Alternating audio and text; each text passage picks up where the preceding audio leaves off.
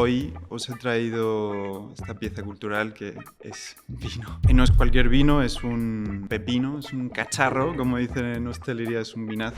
La belleza no importa, y no solo no importa, hay que hacer todo lo contrario de lo que sea la búsqueda de la belleza. La sensibilidad también abarcaría, en su punto límite, esa especie de sensación de conexión con el todo, ¿no? Por tanto, se puede defender que una persona que no tiene conocimiento intelectual de vino puede, por la sensibilidad general, disfrutar de un buen vino y tener una experiencia estética con un vino. Tener tal ahí como orgasmo ahí sensorial con el vino es algo que es un poco caprichoso, la verdad. Esto ha hecho correr ríos de tinta.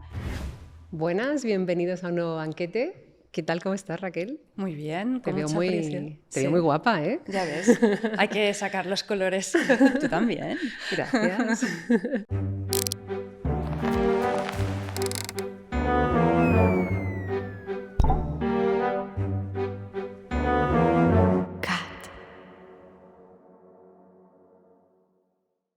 Hoy tenemos a Boris Olivas.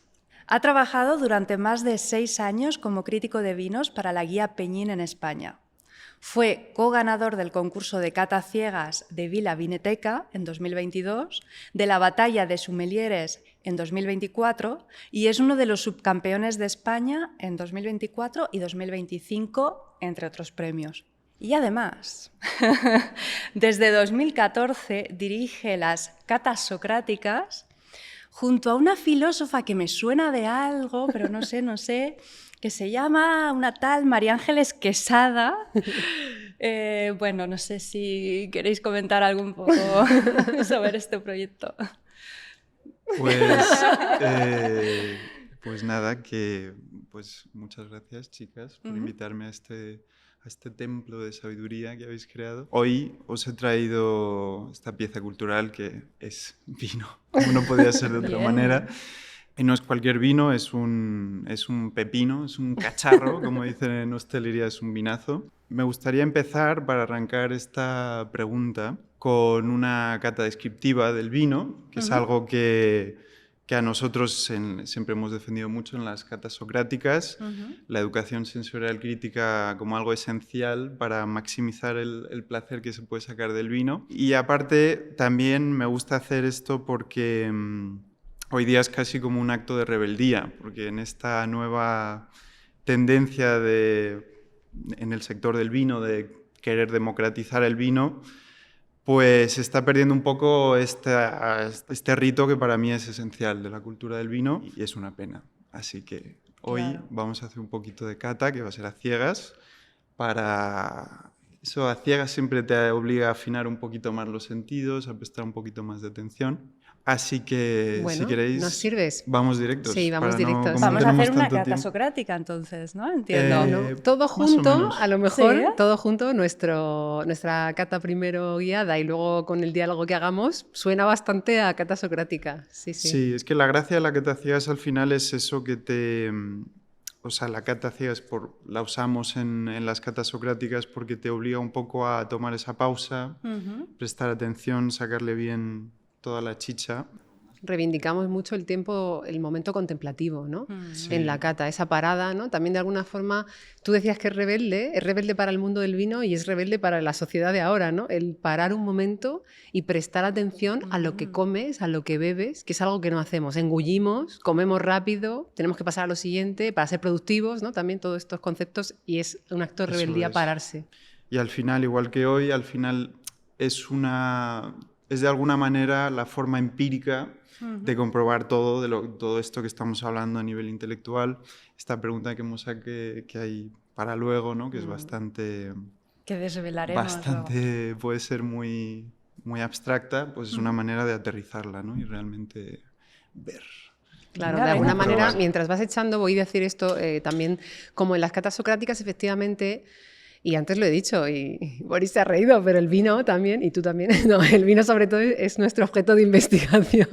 Sí. Es un objeto de investigación y de deseo. Claro, el vino totalmente es un objeto de deseo, desde luego, y de investigación, que eso es lo que hacemos también en las catas socráticas, como dice Boris. El vino se convierte en esa experiencia, en ese objeto que al pararnos ante él, contemplarlo, degustarlo pausadamente, lo investigamos y lo analizamos para comprobar que todo lo que luego se dice intelectualmente tiene ese reflejo en lo material, ¿no? Y en lo sensual, ¿no? Partimos de Claro, partimos inductivamente. Ok, muy bien, muy bien. Yo creo que va a ser interesante como empezar con una cata más irracional, o sea, antes de daros ningún tipo de directriz, vamos a hacer como una cata intuitiva. Entonces, lo que quiero es que os metáis la nariz en la copa y quiero que penséis, o sea, como un poco que registréis esa primera impresión, ¿no? Que os da el vino. ¿Qué imagen mental os viene a la cabeza cuando leéis esto, ¿no? ¿Yo puedo decirla ya? ¿O puede haber varias? Sí. ¿Puede haber una primera y después tener varias? Me vais diciendo, ¿eh? Sí. ¿Sí? Tú dinos. A mí así, ¿Qué la te primera parece? imagen que me ha venido es un día soleado de mar. Como el que se avecina, ¿no? Como el que sabe.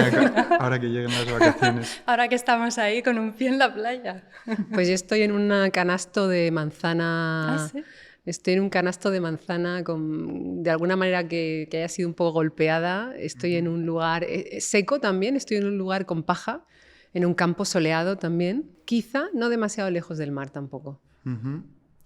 Eso os quería preguntar, ¿qué tipo de paisaje os inspira esto? A mí ya me ha llevado a un sitio y es difícil que salga de ahí. Sí, ¿Podemos catarlo o estamos todavía...? sí, probadlo, sí.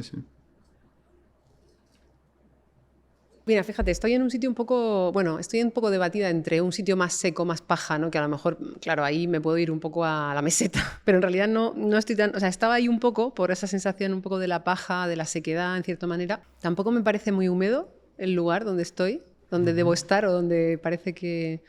No muy lejos del mar, pero no un lugar excesivamente húmedo. Estaba un poco en un lugar, eso, sobre todo mucha sensación de amarillos, es que me viene un poco la sensación del amarillo, el sol estridente. Sí. Esa manzana, no sé, estoy ahí. Yo creo que estamos ahí, ¿no? O sea, hay una sensación como de madurez, sí, como de cereal tostado. Sí, eso. La manzana está ahí, ¿no? Yo creo que eso lo habéis pillado muy bien. No os voy a desvelar todavía lo que es. Vamos a hacer un poco eso, vamos a explorar bien los aromas, ahora ya de forma como más catasistemática, diríamos, ¿no? El color, vamos a ir un poco así en plan, un poco ordenado. Sí, además que esto ayuda a los que nos están escuchando. Es Para muy interesante, claro, a nivel descriptivo también, ¿no? Sí. Al final, y por qué no decirlo accesible, ¿no? Porque al final estamos en un oro amarillo, así como en un oro suave, ¿no? Claro. Sí. Y es muy sutil. ¿Y eso qué nos diría? Que tenga así un poco de dorados y tal, ¿qué os hace pensar? A un tipo de... ¿no? De frutas, no sé, ¿eh? Sí, pero yo diría que más estamos... pensando en lo que le ha pasado al vino. Claro, yo diría que estamos... No es ni muy joven ni muy viejo, yo creo que está un poco en medio, quizá, porque tiene algo de joven, pero tiene algo de viejo porque el dorado es un poco la evolución, ¿no? Bueno, es que aquí juego con un poco de ventaja, Sí. ¿eh? Soy una alumna aventajada. Claro, aquí hay Bueno, un poco esto forma parte de la cosa, ¿eh? Sí, o sea, aquí al final el dorado nos da un poco idea de que ha habido cierta oxidación, que puede ser por tiempo o por vinificación, ¿no? Que si fuera más intenso, ¿qué significaría? Si fuera más dorado aún, pues sí, sería más viejo, hasta llegar bueno, el PX es negro casi. ¿Ah, sí? El Pedro Jiménez, sí, claro. O sea, que la oxidación sí va como escureciendo, ¿no? Pues aquí hay algo, ¿no? Hay algo de vejez o de oxidación. Algo de vejez. ¿Qué veis en nariz? ¿De fruta? También te puedo dar pera, ¿eh? O sea, estoy en manzana, pero estoy en pera también. Okay. ¿Y cómo estaría esa fruta? ¿Sería como una fruta que sacas recién del árbol? Es que me está viniendo mucho la idea de la pera. Sí. Cuando la pera ya está un poco así más pasadita, terrosita, esa sensación de la pera terrosa, que tiene un olor particular también, ahí lo veo en el... Okay. La manzana golpeada y la pera terrosa un poco. Sí, como un poquito... Sí, a mí en realidad no me gusta tanto cuando se pone así. Sí. Pero sí. Ok. O sea, que estamos ahí, ¿no? Yo lo veo. Yo estoy como también con vosotras, como más Huele un fruta poco blanca. También. Tiene un poco de Tiene miel. notas amiladas también. Sí. Liotrienol. Y tiene también... ¿Qué más? Tiene más. Hay fruta... Hueso, algo de hueso puede ser. Bueno, no pensé... O sea, fruta yo creo que más o menos... para mí eso, con una fruta blanca así tipo, pues más bien como asada, ¿no? Como un apple crumble o algo así. Algo como Sí. Sí, tengo que ese... decir que desde el principio me estaba dando pimienta blanca. A Pero ver, eso espera, no sé. Vamos por vamos por partes. partes. Después de la fruta, La ¿dónde fruta, estamos? entonces, sí. ¿Algo más veis ahí? ¿Se podría decir algo más? Yo a mí muy fuerte la miel y puede ser, esto no sé si entra en el terreno de la fruta, pero los orejones, un poco orejón, ¿tiene sentido? Sí, podría, sí, hay un poco de esa sensación, ¿no? De fruta madura, te puede recordar un poco fruta de hueso. Para mí también hay algo de cítrico, ¿eh? Hay un poco de limón también. Sí, es Sí, verdad. Ahora que lo sí. dices, sí. Bueno, esto también, ¿Y luego lo qué? podemos hablar, ¿no? De cuando alguien dice, bueno, esa capacidad un poco de sugestión a Sí, veces. Sí, O no totalmente. de sugestión, porque a lo mejor en este caso no es sugestión, pero es al reconocer, cuando tú haces explícito algo, ¿no? Te ayuda a encontrarlo también, ¿no? Esto luego lo retengo por ahí para... Sí. Vale, Ujú, yo tengo una pregunta. Ujú. ujú. ¿Dónde se lleva el vino? ¿A qué parte de la lengua o da igual? ¿O por todas partes? Bueno, eso depende un poco de cada uno. Yo sí que intento como que me lave toda la boca, pero eso cuando estoy como más catando a ciegas para concursos, un poco para estandarizar un poco la forma en la que muevo el vino y me fijo como en ciertas cosas, ¿no? Donde te agarra a lo mejor en un tinto el tanino, en la acidez como, por ejemplo, en los blancos, una cosa que hago con Alberto Ruffoni, mi compañero de cata, es como sostener el vino en el paladar, Sí. mirar un poco cómo se comporta esa acidez, si es una acidez constante de principio a fin, si hay como un crescendo, si te da como pequeños alfileres. Ah, Todas vale. esas cosas son Son matices pistas. importantes. Ah, vale. Pero Ok. eso es más como cuando estás catando a ciegas para intentar realmente adivinar una, en plan, compitiendo, ¿no? Jolín. Pero por placer yo realmente, no sé, como que no me lo paso tanto por la boca, ¿no? Sobre Vale. todo no por los dientes, que ya los tengo machacados. Hay que saberlo. Intento Bueno, evitar eso. Vale, vamos vamos. a seguir, sí, para que podamos un poco Sí, hacer vamos a... la... No sé, yo estaba en algo de sapidez o mineralidad, pero estaba ahí Hay un una poco, sapidez, hay una sí. hay cierta salinidad, ¿no? Sí, la Hay salinidad, que es lo que a cierta... mí, cuando Raquel ha hablado del mar, pues también me resistía a dejarlo, ¿no? Aunque me daba ese paisaje seco y un poco tal, pero me resistía a pensar que estaba muy lejos del mar porque había algo de salinidad. Sí, pero hay un poco esa Sí, sensación de mineralidad en el sentido Sí. como un agua mineral de tipo Vichy, sí, ¿no? Esa parte así como un poco de pequeños compuestos sulfurados o de concha, ¿no? Como llaman mucho sí. de Borgoña, ¿no? Hay esa sensación aquí, ¿no? De concha. Y algo que nos hemos dejado, que es muy importante, aquí hay una presencia muy grande de notas secundarias que llamamos, ¿no? O sea, ahí hay mucho carácter de repostería, todo este Sí, mundo claro. de pralinés, de Bueno, el avellana crumble, concretamente claro. sale mucho aquí. Ah, vale, vale. Hay todo este mundo de pralines, de frutos secos, ¿no? De notas así de repostería fina, ¿no? Como el brioche, el croissant. Es un vino espumoso, como habéis visto. ¿Pensáis que es español o francés? Ay, ya nos matas. En medio, en medio.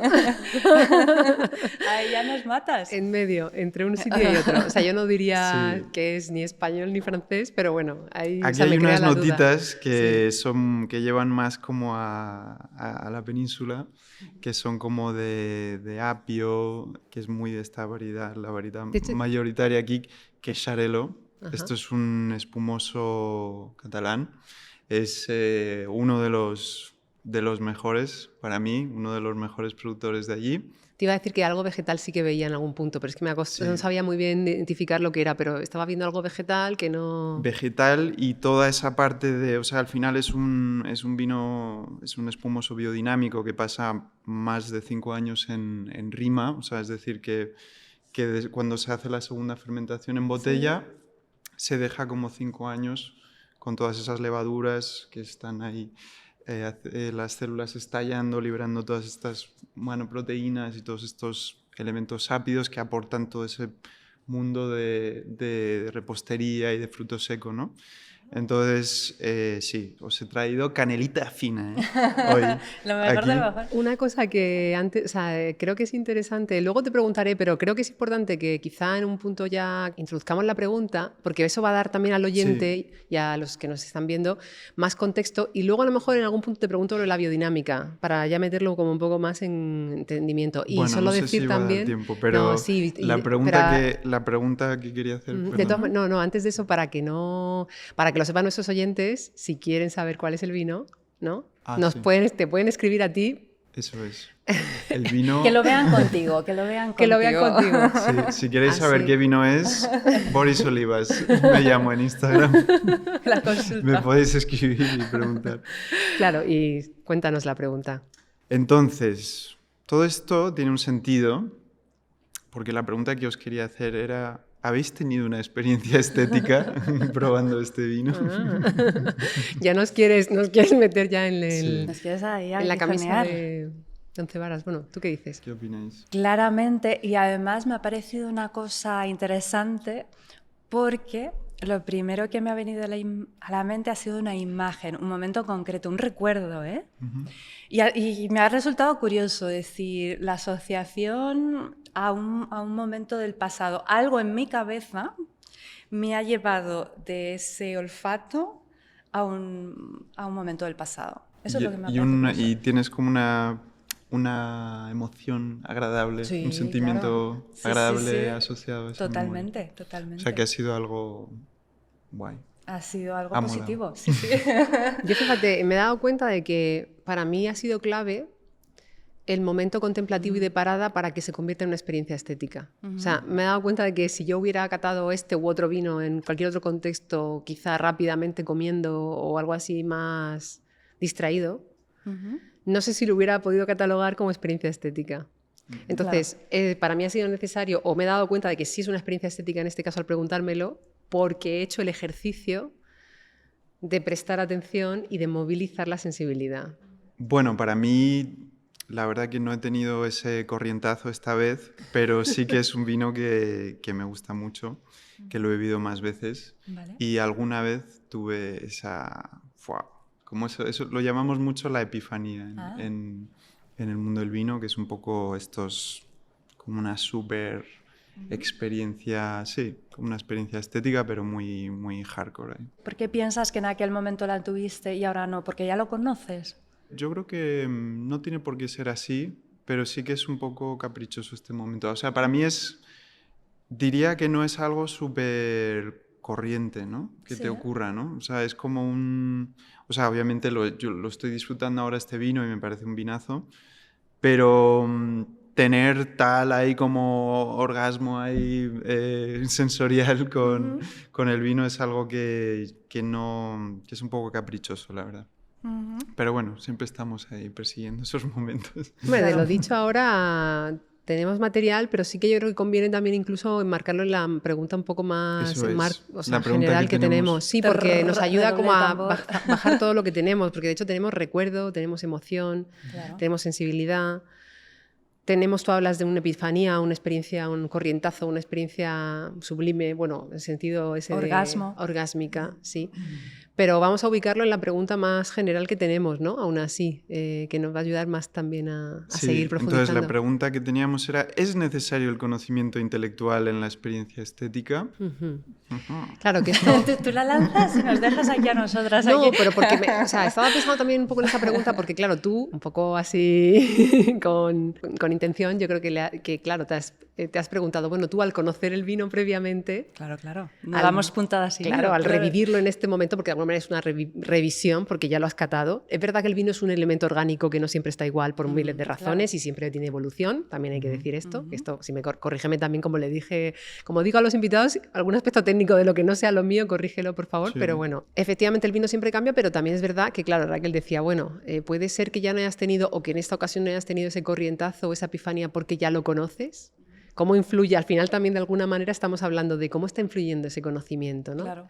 No solo el conocimiento de algo, de sus características y de todo lo que implica eso, ¿no? A nivel intelectual, todo lo que puede estar alrededor o puede significar conocimiento intelectual sobre un objeto, Claro. ¿no? ¿Cómo lo ves en el vino, Boris? ¿Cómo piensas que el conocimiento de un vino, incluso con este ejemplo también si te puede servir o no en general, pero cómo piensas que el conocimiento intelectual, en este caso de un vino, afecta, es necesario, influye? Hay cosas que no tengo claras del todo. Desde luego, el conocimiento, lo que sí que tengo claro es que te permite disfrutar del vino de manera intelectual, ¿no? O sea, te da ese placer más intelectual, Sí. que yo lo llamaría, por ejemplo, pues a, digamos, el entender el vino, ver la variedad, ¿no? Entender que estos aromas son típicos de eso, o entender que el productor ha hecho aquí un guiño a un método de vinificación concreto. Es un poco conectar el conocimiento teórico con el empírico, ¿no? Eso está claro que da placer. Entender que esto vino de una añada concreta, que fue cálida y por eso tiene más esos aromas anisados o lo que sea, ¿no? Pero para mí esto como que añade a la experiencia, pero tampoco es lo que para mí dirige la experiencia con el vino. No sé cómo decirte. O sea, a mí esto me da placer, pero no me da tanto placer como la experiencia primaria, ¿no? Que es un poco la que te regalan los sentidos, ¿no? O sea, el olfato, un vino que vas ahí como oliendo capas y un vino con complejidad, un vino con una intensidad sápida buenísima como este, ¿no? Que tiene esta acidez, esta salinidad, este amargor fenólico al final, ¿no? Para mí eso, todo buen hedonista, todo buen discípulo de Dioniso, debe ser lo que le dirige, digamos, su experiencia con el vino. O sea, al final para mí en el vino hay muchos placeres, digamos, ¿no? Que se puede sacar de la experiencia con el vino, porque también mucha gente pues valora pues también el placer de compartir la botella, un poco esa parte más social, ¿no? Sí. Placer de una buena conversación que suele darse alrededor de los vinos. También el placer de estar borracho, ¿no? O sea, bueno, no borracho, pero embriagado. Así, esa desactivación. Estamos en un banquete, así que puedes claro, decirlo. O sea, es un poco esa desactivación del lóbulo frontal, ¿no? O sea, un poco librarte del super yo crítico, pues claro. También se agradece, también tiene su punto. En su justa dosis, no vamos aquí. Claro, obviamente hay gente que disfruta mucho también de la ostentación de capital económico y capital cultural con el vino, ¿no? Claro. O sea, porque al final pues el vino no deja de ser un artículo de lujo realmente. También el reafirmar una ideología, ¿no? Me quiero ver como ecologista, pues voy a comprar estos vinos biodinámicos, naturales, por ejemplo, ¿no? Yo diría que de estos placeres, algunos son como más loables y otros no, ¿no? Como haciendo aquí un guiño a Epicuro, ¿no? Epicuro, sí. Que es el hedonista más sabio que conozco. No lo dudo, porque esta mañana has declarado que tú te dedicas al placer. Así como quien no quiere la cosa. Así, claro, me han preguntado por estética y he dicho, bueno, yo de lo que soy más experto es en placer, pero sí, ahora lo vamos a unir todo. Pero bueno, Epicuro tenía, no sé si os acordáis que hacía esto que dividía como los deseos, ¿no? No eran placeres, eran más bien deseos, decía como los deseos naturales y necesarios, ¿no? Como puede ser comer para sobrevivir, otros naturales y no necesarios, como que sería como comer de una forma más sibarita o beber vino realmente. Y luego los no naturales y no necesarios, que serían como esto, ¿no? Esto de más de presumir, ¿no? Dicho, distinguirse sí. Con ese conocimiento del código, ¿no? De los códigos estéticos, ¿no? Que puede ser un poco controvertido. Bueno, de todo lo que has dicho ordeno solamente, vale. Antes de que le hagas una pregunta. Sí, no, ya sabes que yo aquí soy... Bueno, tengo mis obsesiones con ordenar el conocimiento y no, solo porque recopilar, ¿no? Te hablas de un placer primario, más o menos algo así, ¿no? Primario, que es el sensorial. Para ti es el mayor, el más loable además. Bueno, ahí... Por lo menos para ti es el mayor. Creo que es el que da más placer, el que debe dirigir la... El que debe dirigir la experiencia estética, ¿no? Que esto es interesante. Y luego hablas de un secundario que sería el intelectual, que reconoces que hay placer intelectual, pero que para ti no es el que debe dirigir la experiencia estética. Sí, yo creo que aporta, pero bueno, no es tan fuerte como el primero. Y luego hablas de otros que se pueden dar, como el social, el compartir. Y luego hablas de eso, sí, de otros también relacionados con el capital cultural, simbólico, ¿no? Que también en el sentido de ostentar, conocer un código, también un poco incluso que se te reconozca como perteneciente a un colectivo, ¿no? O a una ideología, tú hablabas, ¿no? Un poco de reafirmarte en tu ideología, pues si eres un ecologista, por ejemplo, comprar vinos naturales, ¿no? Decías. Bueno, un poco por recogerlo. Pregunta. Vale, sí, porque hemos mencionado todo eso, pero me gustaría que también a los oyentes que están en casa y que hiciéramos todos juntos Bueno, nosotros hemos tenido el vino, así que lo hemos podido hacer directamente, pero quizás para los oyentes que piensen la última vez que tuvieron una experiencia estética e intentásemos identificar todos aquellos elementos que estaban presentes para delimitar exactamente qué es tener una experiencia estética, cuándo ocurre y cuándo no. ¿Qué os parece? ¿Lo podríamos hacer ahora? Totalmente. Hemos ido mencionando algunas cosas. O sea, yo creo que algunas cosas están, Vale. O sea, yo creo que es difícil no reconocer que en una experiencia estética hay una involucración de lo sensual, de lo sensorial, de los sentidos. Vale. Es decir, yo creo, no sé si alguien podemos hacerlo, como juego también de contraejemplo, a mí me gusta también jugar, ¿no? Si podemos encontrar algún ejemplo donde hay una experiencia estética que no involucre los sentidos, ¿no? Claro. Y en la medida... Y de hecho, fíjate, si me permitís en este momento decir una cosa, como una cosa que me apetece decir, ¿no? Que es bastante relacionada con esa sensibilidad, ¿no? Hay un autor, un sociólogo, Maffesoli, que tiene un libro que se llama Elogio de la razón sensible, ¿no?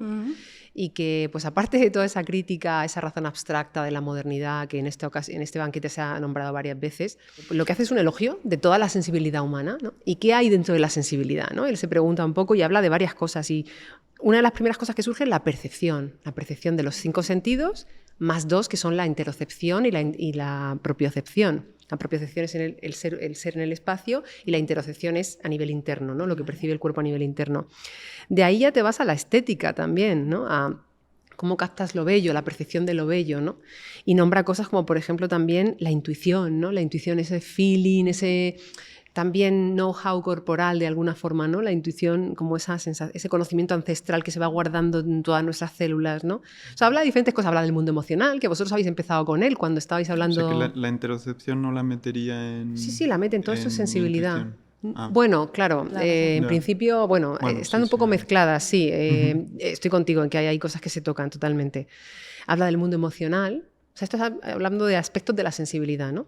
El mundo emocional que vosotros cuando habéis hablado al principio, tú hablas de un recuerdo y de una emoción que te suscitaba el vino y tú también hablabas también de un orgasmo y de una emoción fuerte, ¿no? Cuando hablas de esa epifanía de alguna forma, ¿no? Y luego una de las cosas también que se menciona es esa puerta sensible que nos conecta un poco con el todo en esa sensación un poco también espiritual, ¿no? La sensibilidad también abarcaría en su punto límite esa especie de sensación de conexión con el todo, ¿no? Y yo simplemente aquí, como hay un concepto sobre el que he reflexionado un poco, para mí la sensibilidad es la escucha fina de lo vivo.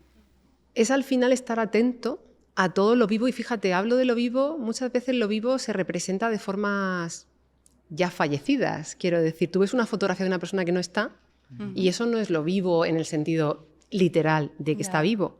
Ni siquiera el recuerdo. Un recuerdo tampoco es algo vivo. Pero sí es algo vivo en el sentido de que le compete a la vida, porque se ha vivido y forma parte de tu universo simbólico y metafórico del que también habla Maffesoli, que también lo mete en la sensibilidad. Entonces me gusta estoy trabajando ese concepto y quería lanzarlo también por si os resonaba en esa sensación de, para mí entonces, por llevarlo a lo que estamos preguntando, para mí entonces una experiencia estética tiene necesariamente una escucha fina de lo vivo, que reúne un poco todo eso que ha dicho Maffesoli también, ¿no? Vale. Es curioso porque en la historia de la estética, aquí esta preguntita, que parece una pregunta inocente, así con sus ojitos de cachorro, no, para nada. Esto ha hecho correr ríos de tinta. ¿Qué es una experiencia estética?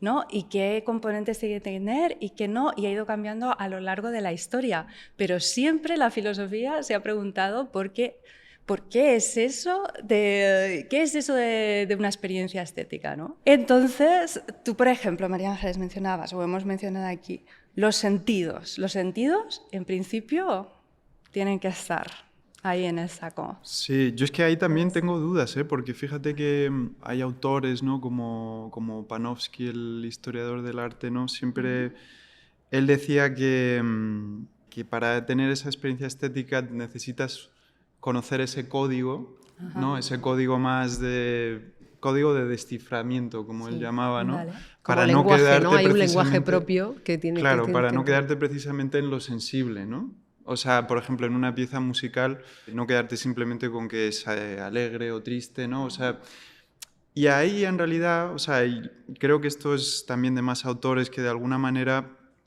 se ha siempre denostado un poco esta apreciación más sensible, que no se intelectualiza, ¿no? Por eso a mí también me gusta reivindicar la parte de eso, más corporal, más de los sentidos, ¿no? Porque siento que históricamente muy a menudo pasa esto, ¿no? Por ejemplo, estos días también he estado discutiendo mucho sobre teatro, ¿no? Que en teatro también tiene su código, hay ahí como sus pequeñas referencias, ¿no? Pequeños guiños a otras obras, etcétera, ¿no? Que la gente, ¿no? Que lo entiende bien ese código, pues se jacta un poco de que para realmente apreciar el teatro tienes que saber esto es lo que tal. Pero yo me gusta reivindicar de nuevo mucho esa parte como más sensorial, más sensual. Porque aquí parece que en esta especie de dilema hay como una especie de relación entre la intensidad que se liga a una primera experiencia. La primera experiencia que tienes que de algo es muy intensa, muy... No, por ejemplo, quizás la primera vez que tú probaste este vino, tuviste ese orgasmo sensorial, ¿vale?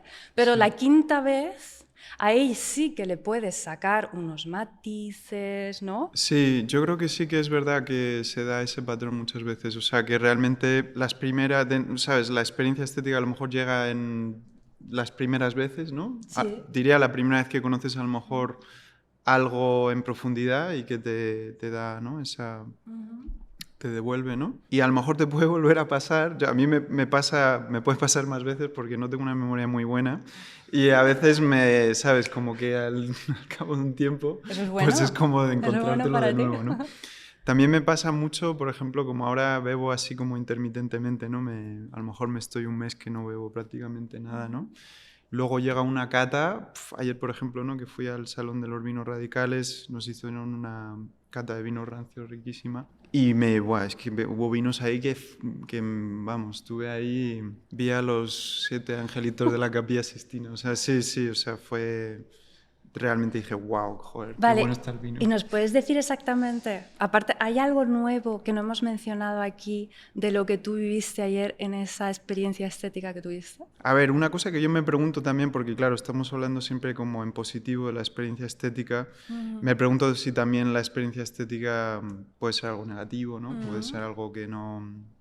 La emoción, ¿tú ayer sentiste emoción? Sí, la emoción para mí eso es fundamental en la definición, ¿no? ¿Qué tipo de emoción? ¿Hay alguna en particular o...? Yo creo que es algo muy irracional, o sea, por lo menos en el vino, ¿eh? Pensando en el vino, de nuevo los olores tienen ese poder, ¿no? Que está tan ligado a las memorias, ¿no?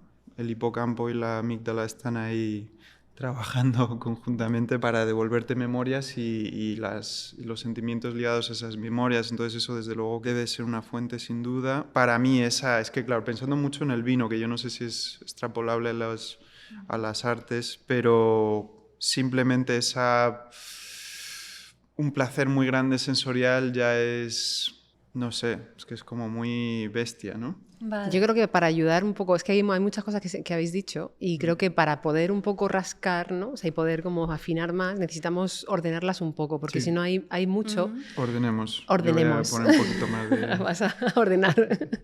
Bueno, pues... In the meantime... No, me parece interesante porque, fijaos, Raquel decía la parte de la intensidad en las primeras experiencias, ¿no? Y la influencia de esto que sin duda la tiene, ¿no? Y claro, ¿qué pasa después cuando ya la has tenido varias veces con ese mismo objeto? ¿No? En este caso estábamos hablando de un vino que ya has degustado varias veces. O con un mismo sujeto. Vale. Perdón, O con un mismo perdón. sujeto Esto es que lo has nuevo. degustado varias veces y entonces pierde la intensidad. Pero fíjate, me vale igual el ejemplo. Iba a decir aquí que en relación a la idea que yo estaba apuntando antes, que no es baladí, que la he dicho porque creo que hay algo importante que rescatar aquí y luego lo uno con el resto de cosas.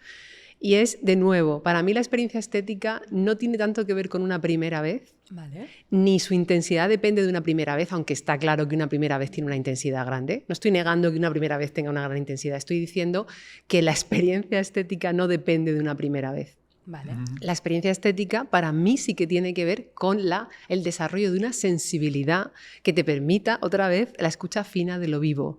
Creo que eso es lo que determina en parte la experiencia estética. Y como la he definido antes, en esa escucha fina de lo vivo tenemos un aspecto sensorial y las emociones están también, y un aspecto emocional del que habéis dado cuenta. Pero luego lo que me quiero preguntar, que es yo creo que la pregunta que tenemos sobre la mesa es sí, ¿qué duda cabe que muchas experiencias estéticas están enmarcadas en lenguajes? Hemos hablado del lenguaje del teatro, hablamos del lenguaje del vino, hablamos del lenguaje del arte, ¿no? Hay lenguajes donde hay códigos, formas de comportarse, dinámicas, hay muchísimas cosas, hay cosas que se han hecho ya, hay una historia, hay un previo, ¿no? Entonces hay unos lenguajes. Y las experiencias estéticas muchas veces se dan bajo esos lenguajes. Entonces, la cuestión está para mí, personalmente, la experiencia estética está más bien definida, en el sentido un poco que dice Boris, dirigida, más bien definida por la escucha fina de lo vivo, sí, donde está incluida la sensorialidad, la emocionalidad y yo añadiría la espiritualidad, que es esa conexión con el todo, entendida como cada uno lo quiera entender. De hecho, hay autores aquí, tenía Jimmy Batson, ¿no? Por ejemplo, digo, para que se vea que también esta espiritualidad se puede entender muy físicamente, ¿no? Para el que, muy materialmente. Para el que no quiera pensar en otro tipo de espiritualidad, tiene una teoría que se llama fluiminismo, los procesos vitales interconectados esenciales para la plenitud en nuestra biosfera. Eso es espiritualidad para mí también, esa sensación de conexión con el todo, que estamos interconectados. Entonces, para mí la experiencia estética, resumo otra vez, sensualidad, emocionalidad y espiritualidad. Aunque, como estamos en un contexto, puedo estar dentro de un lenguaje. Y entonces eso es lo que pasa, que de pronto esa la tengo, pero estoy dentro de un lenguaje y de un código. Y para mí la clave está en cómo se relaciona esa experiencia estética, que para mí se dirige y parte y se define por una sensibilidad, pero cómo se relaciona con ese código. Porque en el fondo, si pensamos en cualquier persona que no tenga ni idea de vino, ni idea, llega aquí y Boris le presenta eso, ¿qué pasaría? Incluso que sea su primera experiencia, podemos jugar también con esa idea. Yo puedo formular una teoría que me gusta porque es de un filósofo, es de David Hume, ¿vale? Y es bastante accesible. Lo que él dice es como bastante centrado de sentido común. Él, como buen filósofo ilustrado, está obsesionado por el tema de cómo es posible que haya tanta variabilidad en el momento de hablar del gusto, que a cada uno le guste, no a cada cosa. Y entonces él habla de una serie de factores y dice, concretamente, habla de la sensibilidad del gusto, es decir, tener unos órganos sensoriales, ¿no?, que sean finos y exactos. Pero aparte, cita, voy a decirlos todos porque yo creo que esto va un poco a alimentar lo que estamos diciendo, eso, que los órganos de la sensación, de la percepción sean finos y exactos. Requiere práctica, dice, porque la primera vez en que tú has hecho algo, tú no distingues mucho. La primera vez que tú pruebas un vino, todo te viene ahí. No, necesitas práctica, dice él, una vez detrás de otra.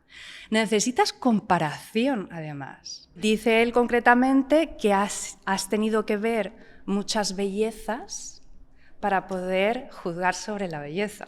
Se requiere falta de prejuicios. Y el prejuicio es interesante como lo explica él, porque dice, cuando nosotros intentamos apreciar algo de otra época, la juzgamos desde la nuestra, pero en realidad tú te tienes que poner en la cabeza del público al que fue dirigida esa obra.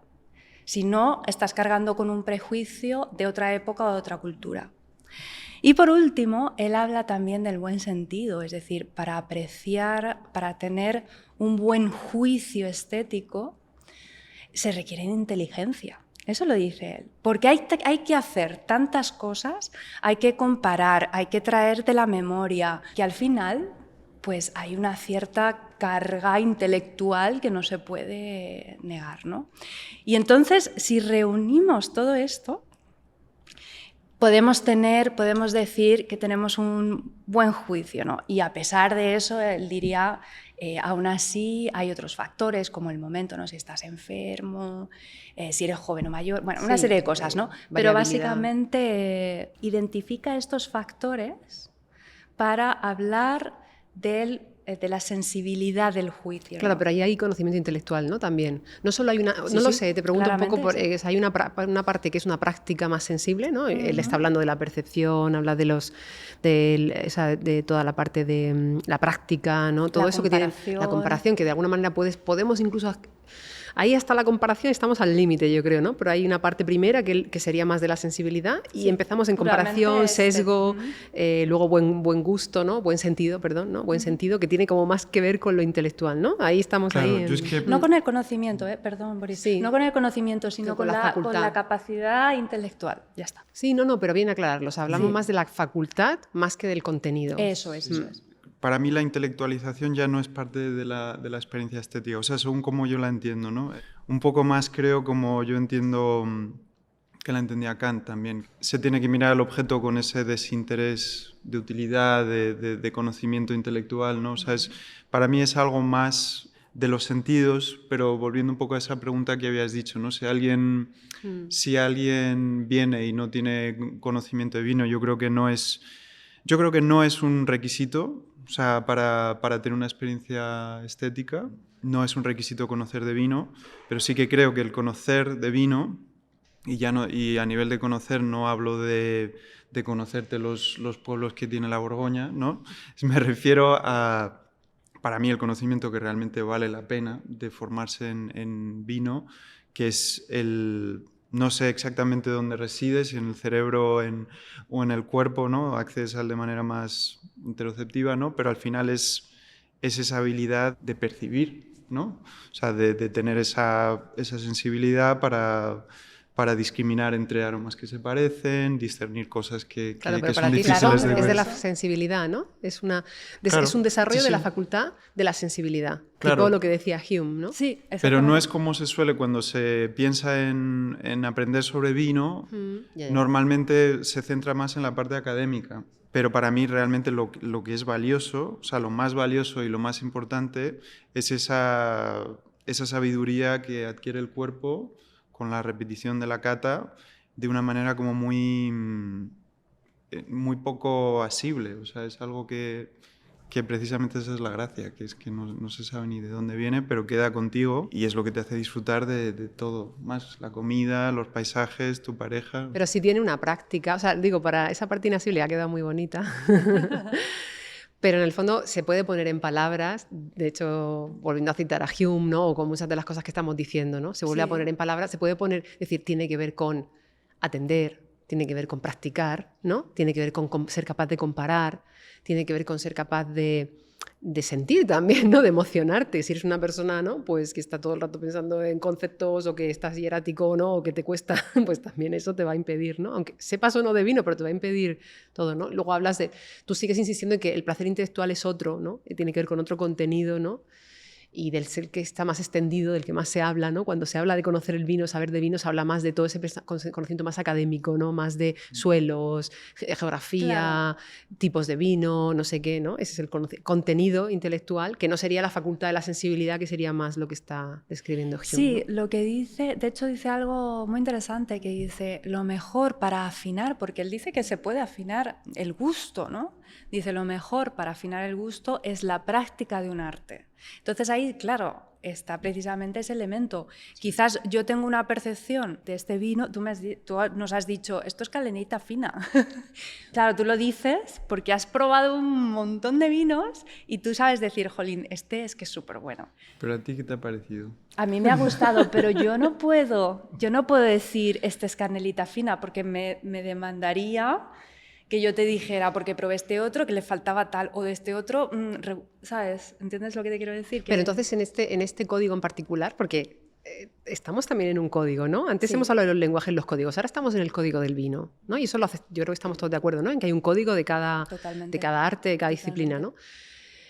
En este código, o sea, tú, por ejemplo, podrías decir que la sensibilidad en los sentidos en los que hemos desarrollado, o sea, los sentidos que hemos estado hablando, ¿no? Incluso en el sentido de Hume, la tienes desarrollada, pero ¿quieres decir que a lo mejor para este arte en concreto, para este código, no la tienes específicamente desarrollada? ¿Sabes lo que quiero decir? O sea, claro, no la tengo afinada. Afinada para este código, ¿no? No, pienso que es muchas veces lo que ocurre. De hecho, él dice, Cuando no tenemos esa posibilidad de comparar, de referirnos a otras cosas, tan solo nos podemos quedar en un nivel de me gusta o no me gusta.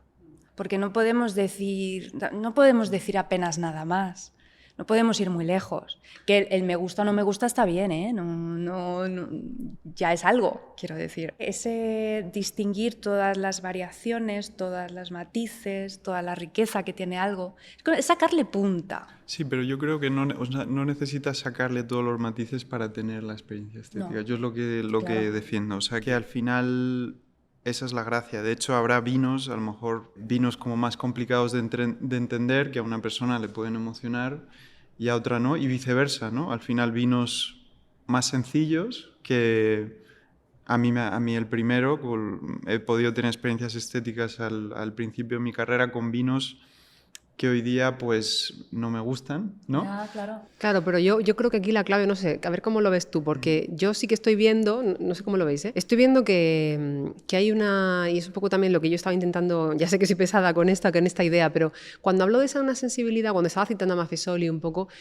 yo creo que hay como 3 niveles, vamos a decir. Un primer nivel que es una sensibilidad general, que para mí sería la escucha fina de lo vivo, y esa es general. Y creo que también hay personas que la tienen más desarrollada y menos, porque también es una práctica en sí misma, también va de desenvolverse, pero aplicable a todos los códigos y todos los lenguajes.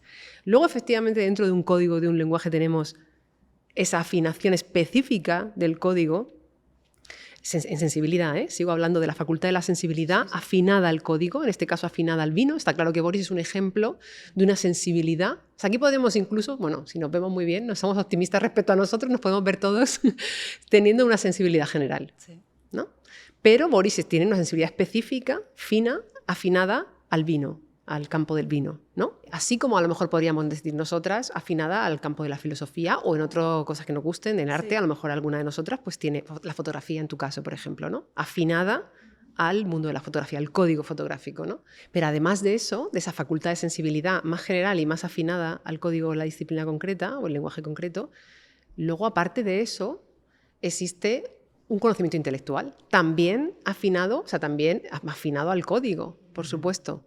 Y bueno, puedes tener otros conocimientos intelectuales de otros códigos que también te ayuden en otros lenguajes, en otros códigos, ¿no? A su vez. Por tanto, se puede defender que una persona que no tiene conocimiento intelectual de vino y no tiene afinación sensorial sobre el vino, puede, por la sensibilidad general, disfrutar de un buen vino y tener una experiencia estética con un vino. Eso es lo que yo un poco vería. No sé si estáis de acuerdo o hay matices ahí. Yo creo que es posible, pero menos probable. Frecuente, ¿no? Sí. Claro. Simplemente, y a lo mejor no tanto por la parte de conocer el código, sino más por la parte de atención. Sí, de la práctica, ¿no? De la afinación más sensorial a la... ¿no? Sí, de la pausa y la presencia. Claro, pero sí que tiene habilidad de sensibilidad, tiene sensibilidad desarrollada, ¿sabes? No estoy hablando de una persona con sensibilidad desarrollada, con capacidad para prestar atención, pero que no tiene sensibilidad practicada en el vino. O sea, una persona que tiene sensibilidad desarrollada. Que no ha desarrollado la destreza concreta, justo, afinada para el vino. Sí. Pero en cambio es una persona que tiene la sensibilidad desarrollada, ¿sabes? Sí, hombre, yo creo que sí. Sí que es perfectamente capaz. A lo mejor no las va a tener con los mismos vinos que yo, pero sí, yo creo que eso ocurre, vamos. A mí me gustaría, ya que lo has dicho, y que me parece interesante hacer ahí esa pequeña anotación, porque el otro día estaba viendo un documental, que si lo queréis ver es fantástico, de un filósofo que se llama Roger Scruton. Tiene un documental que se llama Why Beauty Matters, porque importa la belleza. Uh-huh. Él se dedica a decir, ¿no?, que ahora vivimos en una época desangelada, básicamente, en el que ya la belleza no importa, y no solo no importa, hay que hacer todo lo contrario de lo que sea la búsqueda de la belleza. Y entonces él explica, como has dicho tú, ¿no?, con esa sensibilidad. Lo que faltaba ya. Bueno, después podríamos introducir, tengo ahí alguna cita de Oscar Wilde que podría ser interesante, pero bueno. Entonces él dice, sí, para rescatar ahí un poco. Dice que la belleza es importante porque la belleza nos eleva. Entonces, yo entiendo muy bien lo que quiere decir. Es un poco, o sea, a un estudiante de estética o una persona que se dedica a la estética actual le podría parecer una posición muy conservadora. Pero en realidad hay algo ahí que tiene su intríngulis, ¿no? Porque él dice, si repasas la historia de las obras de arte, la belleza es como un intento de rescatarnos de la miseria del día a día y llevarnos a un terreno más elevado y al final decir, nosotros importamos. Es como la belleza nos amuebla a este mundo que vivimos. Me pareció muy interesante, aunque conservadora desde la estética actual, pero quizás que se podría rescatar, ¿no? Porque Totalmente. tú Por eso hay que comprar vinos buenos, no vinos de 2 euros. Estabas ahí como, sí. Bueno, de hecho, hace poco tuvimos a Miguel Peiro, que él también relaciona mucho la belleza, la ciencia y unos conceptos muy interesantes también, en un sentido muy platónico, porque Platón no deja de estar presente de alguna forma, ¿no? Aquí. Tiene que ver con una cosa que he dejado antes fuera de... O sea, no lo he recopilado, pero por hacer el contraste, Boris decía si se puede tener una experiencia estética negativa o con algo muy horrendo, ¿no? Que ahí nos conecta un poco con lo sublime, pero en realidad lo sublime también tiene el concepto de... O sea, lo sublime, también por definirlo un poco, tiene que ver con una experiencia de belleza, pero desde algo que tiene un poco de horror dentro, ¿no? Claro. Pero de belleza, la experiencia, el afecto que se te produce o la sensación que te se produce de belleza, como por ejemplo una tormenta, ¿no? O unos riscos que te dan miedo, ¿no? Pero te dan belleza, ¿no? Pero tú también planteabas en un punto, lo que pasa es que lo has dejado por ahí, si al final la experiencia estética se puede tener de manera negativa, ¿no? Si puede ser una emoción muy fuerte, negativa. Vamos a ir cerrando, pero bueno, recojo lo de Raquel, que nos quedamos con eso, ¿no? Con la belleza importa. No sé si la pregunta un poco que queda en el aire, que está muy bien, muy bonito, ¿no? Que se quede una pregunta en el aire, que es un poco si la experiencia estética irremediablemente nos tiene que llevar a la belleza, entendiendo como la belleza como ese lugar que nos eleva la vida, ¿no? Un poco que nos da una esperanza también al final, ¿no? Una esperanza. O si la experiencia estética, como el arte contemporáneo hoy día, por ejemplo, implica algo negativo que también de alguna manera puede movilizar. Claro. Eso queda un poco en el aire porque no nos da tiempo hoy. Yo creo que hemos tenido una sesión muy interesante. Puedo solamente una cita de Oscar Wilde que dice... para recordarnos para la belleza. Eso. Dice, no hay belleza que no pueda llegar a ser fealdad y no hay fealdad que no pueda llegar a ser belleza. Entonces, ahí lo dejo. Pues vamos a cerrar hoy. Venga. Muchísimas gracias, Boris, por gracias estar. a vosotras, chicas. Vamos a despedir el banquete. ¿Tienes un sorbito pequeño? Sí. Brindamos. Bueno, pues a nuestros invitados al banquete esperemos que lo hayáis disfrutado como nosotros, que con un buen vino a ser posible. Y os esperamos en el próximo. Disfrutad. Salud.